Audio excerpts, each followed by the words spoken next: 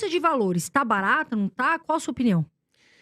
Eu sempre acho que tá barata no Brasil. Pelo menos nos últimos 10, 15 anos, ela sempre tá barata. O problema é que às vezes ela fica mais barata do que tem que estar.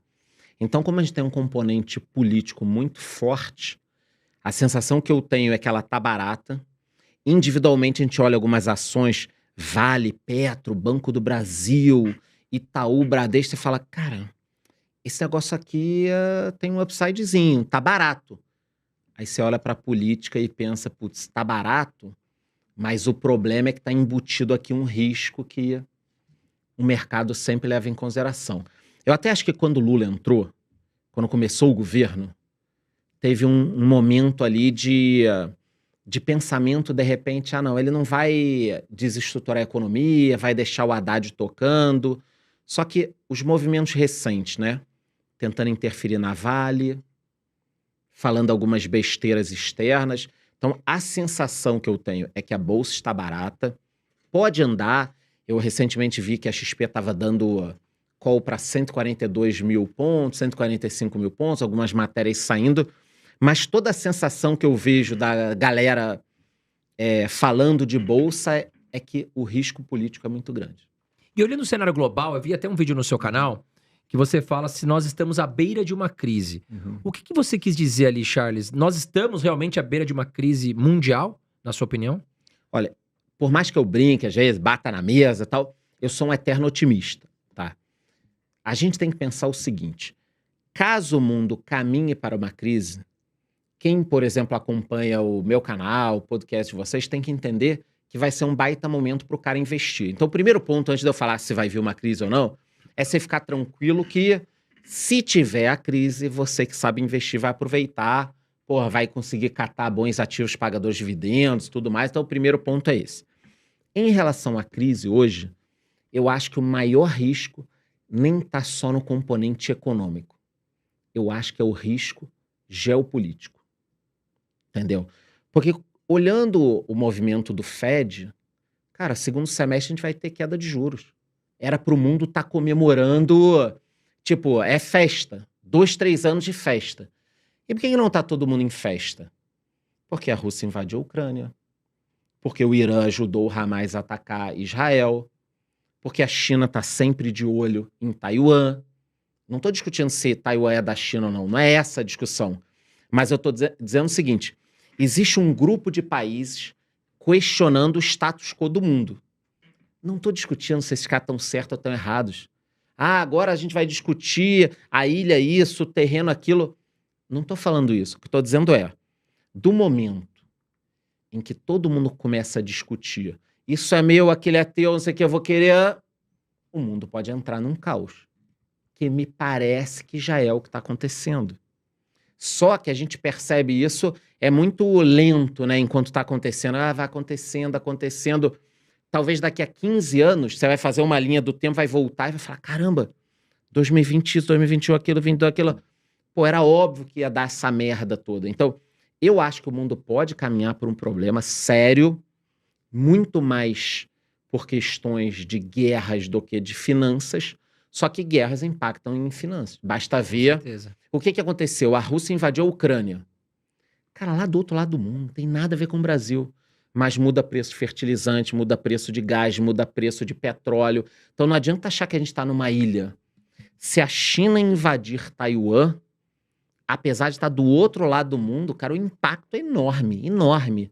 Entendeu? Então, sem querer vender susto pra galera, eu acho que o mundo pode caminhar para uma crise, mas também vai ser uma oportunidade. Entendeu? Até eu ia te perguntar isso, porque as pessoas, elas têm uma visão de que, você acabou de falar, que tudo interfere, é macro e interfere aqui também. Essa briga toda no Oriente Médio, infelizmente, que tá acontecendo, quais são os pontos para esclarecer pra turma que interferem no Brasil? Tá, vamos lá. De economia. Se a gente fosse pegar alguns itens que tem a ver diretamente, porque indiretamente a gente já viu o seguinte, tudo interfere. Se tiver uma guerrinha numa ilha lá, pode dar merda pro Brasil. O que interfere diretamente? Petróleo é uma coisa. Por que petróleo interfere? Porque se o barril tivesse $70 ou $100, muda toda a questão da inflação. No Brasil, o transporte é 70% rodoviário. Então a gente depende do preço do diesel para colocar o preço nos fretes, para colocar o preço nos produtos. Então, se o Irã, por exemplo, resolver montar a sua primeira bomba atômica, eles estão no desenvolvimento, mas vamos supor, o Irã montou e fala, agora eu tenho. Estou pensando em atacar tal lugar e o preço do petróleo dispara. Automaticamente, aqui no Brasil, o diesel iria disparar, a gasolina iria disparar, a inflação subiria e o governo vai poder reduzir mais a Selic. Então, o bacana, é por isso que eu falo, de repente tem alguém que acompanha o teu canal ou acompanha o meu, não gosta tanto de investimento. Mas o bacana é que saber sobre a taxa Selic não tem a ver só com investimento. Claro, com certeza. O cara que caga e anda, eu tô nem aí pro preço do petróleo, foda-se o preço do petróleo. Não, tudo bem que foda-se, mas você vai ser impactado do mesmo jeito. O fato de você querer ser um animal, não entender de nada, não vai te livrar que se o Irã fizer uma guerra com a Arábia Saudita, por exemplo, vai dar uma mega merda no mundo, entendeu? Então, eu acho que essas conexões é que a gente aprende a fazer com o tempo. Para o Brasil, obviamente, o pior é o petróleo. Petróleo, em geral, custa muito. Eu também escuto o seguinte, e se o Brasil fosse autossuficiente em petróleo? Será que uma guerra nos livraria do problema? E não, porque o fato de você produzir o seu petróleo e não cobrar ele o preço de mercado, acaba com a tua indústria. A gente pode pegar o exemplo da Venezuela. Tem petróleo lá, você tropeça, cai, tira o petróleo. Eles sucatearam a empresa, PDVSA, não consegue mais extrair petróleo. Então, você ter o seu petróleo e tentar vender barato no mercado, como se ele não tivesse um preço base, destrói a sua indústria. Vai ter algum cara maluco desse canal de esquerda aí, talvez me contradizendo, mas na verdade ali não funciona, né? Aquela galera que fala que Cuba tem a melhor saúde, que tem não sei o quê, mas a grosso modo a Venezuela é um exemplo de um país que perdeu o bonde, por exemplo. Que poderia ser um dos países mais ricos do planeta, né? Deveria. Pela força que tem Não é nem que poderia, petróleo. deveria ser. Deveria, né? Sim, sim. Foi feito um trabalho para que ele não fosse. Tipo assim, se nós fôssemos presidente da Venezuela e fôssemos horríveis, talvez a gente não conseguisse sabotar como os caras sabotaram. Foi um trabalho muito firme para que o país ficasse uma merda. E continua, né?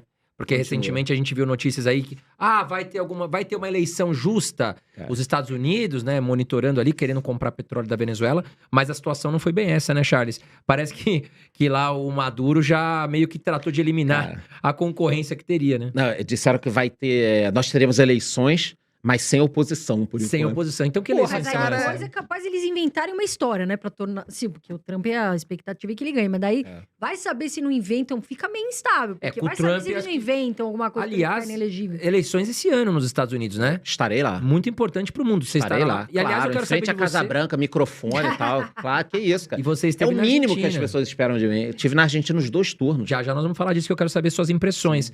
Mas o que você acha das eleições dos Estados Unidos? O que vai acontecer? Porque acho que vai ser Biden e Trump mesmo, né? Biden e Trump. Cara, todas as pesquisas dando Trump.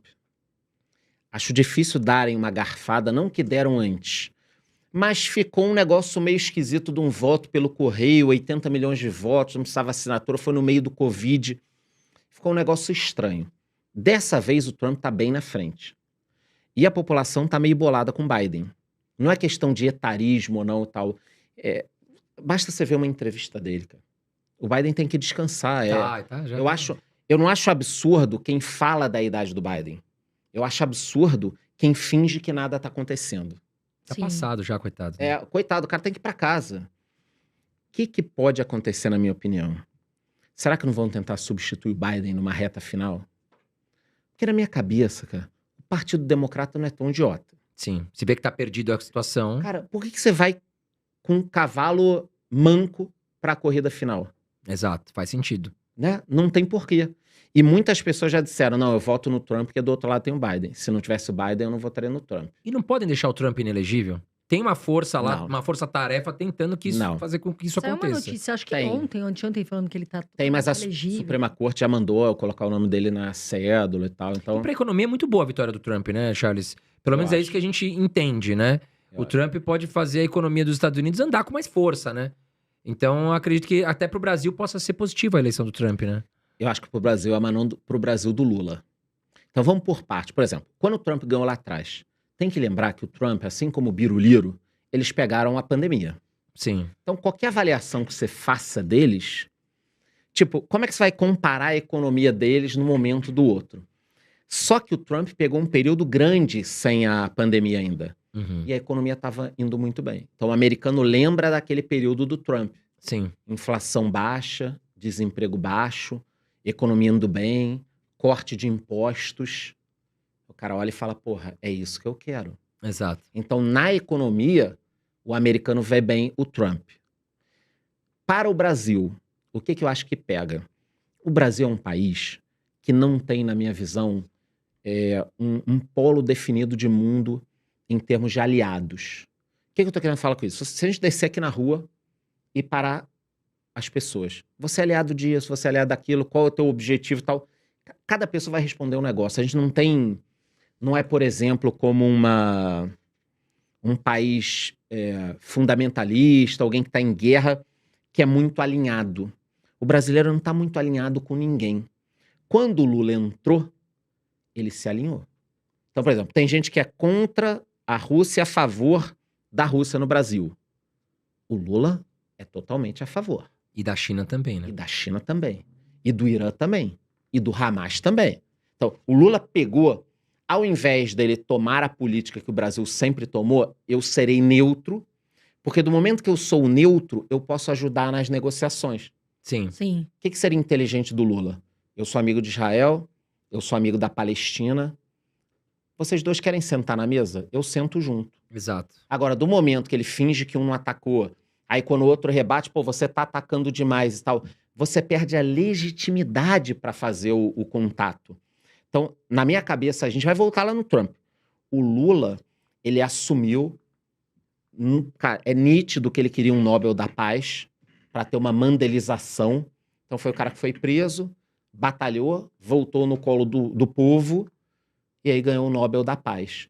Só que ele se enrolou com essa história de Nobel da Paz. Defendeu a Rússia, se aliou à China, tá sempre ali com o Irã, Fez um comentário contra péssimo. Israel, lamentável o comentário dele, o antissemitismo disparou no Brasil.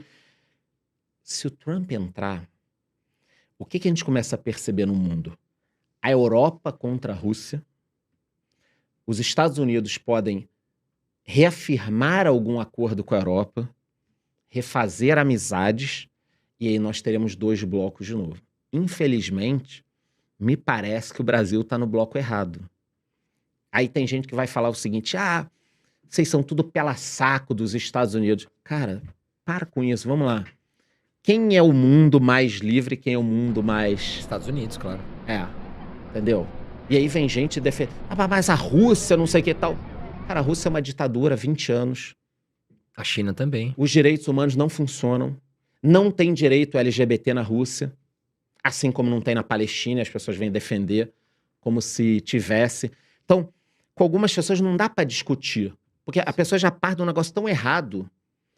Mas você gosta dos Estados Unidos também não tem erro? Cara, tem 1 milhão de erros. Só que a gente pode discutir esse tipo de coisa.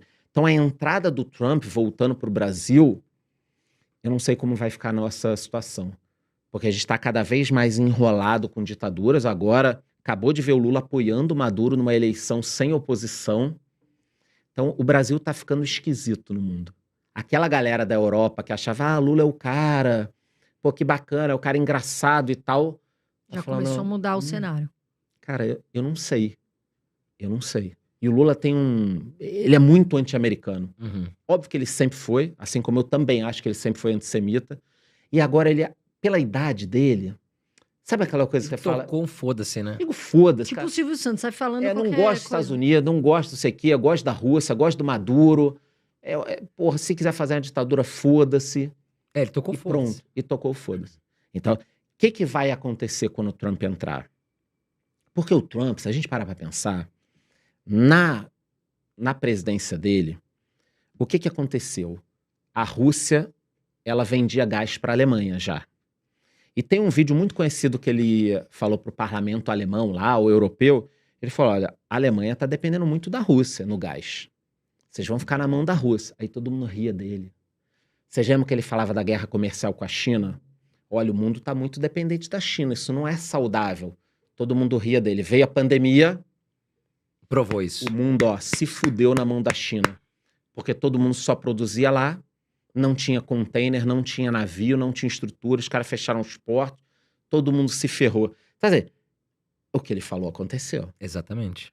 E aí a gente tem que entender agora se os alemães, franceses, ingleses, italianos, espanhóis, portugueses, não vai ter uma junção dos europeus com os Estados Unidos e o resto do mundo livre, Canadá, Austrália, contra um eixo que está se formando, que é Rússia, China, Irã, Venezuela.